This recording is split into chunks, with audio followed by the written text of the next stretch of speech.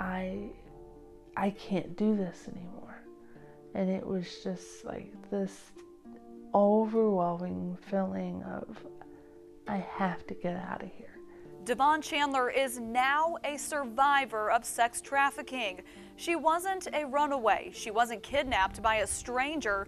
Devon was bought and sold for sex by her sister and her brother-in-law. The number of men started growing and growing and growing, and I got to where there was about 20 men a night, and he made me feel like it was such an accomplishment that all these men were there, and they had to send men home and make them wait their turns and put them on wait lists. And he was so proud of me. Devon's trafficker, her brother-in-law, was never brought to justice. Against all odds, Devon broke free. She is now a devoted Christian who has been married for 12 years. She has 3 daughters of her own. I don't consider myself a victim of trafficking anymore, because I have turned it around, and because I don't have any hate in my heart, and I'm not bitter, and I'm not angry, and I'm not questioning God, why did this happen to me? This exploitation of children is far more common than most Americans realize. The ones that never escape are often murdered or die of disease or abuse. The ones who do escape usually end up here. Though the federal government's Trafficking Victims Protection Act mandates that any commercially sexually exploited child is a trafficking victim, advocates of victims say that states like Indiana that do not adopt safe harbor laws like the TVPA criminalizes the victim, which means victims who are not even the age of consent can be charged with prostitution and sent to juvenile detention. There's no standardized treatment protocol for treating these youth. Nationwide, there are 300,000 new child victims each year.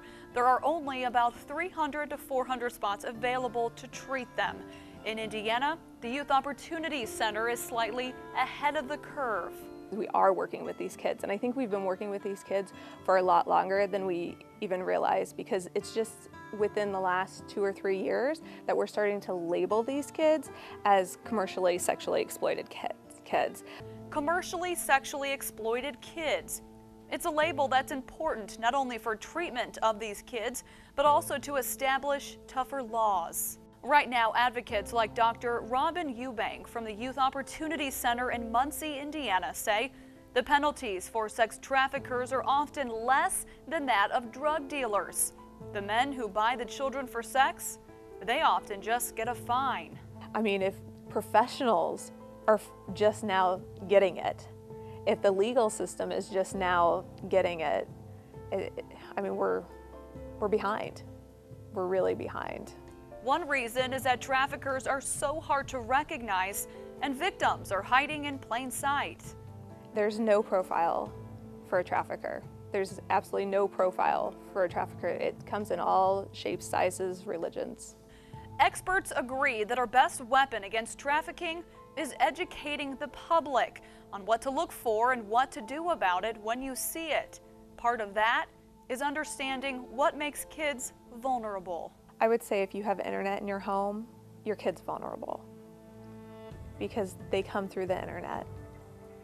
If you send your kid to public school, there could be a kid in the classroom that is a victim, and they could be recruited. We know that individuals and young children that are in the life recruit other girls to make their pimps or traffickers happy, to make it feel normal.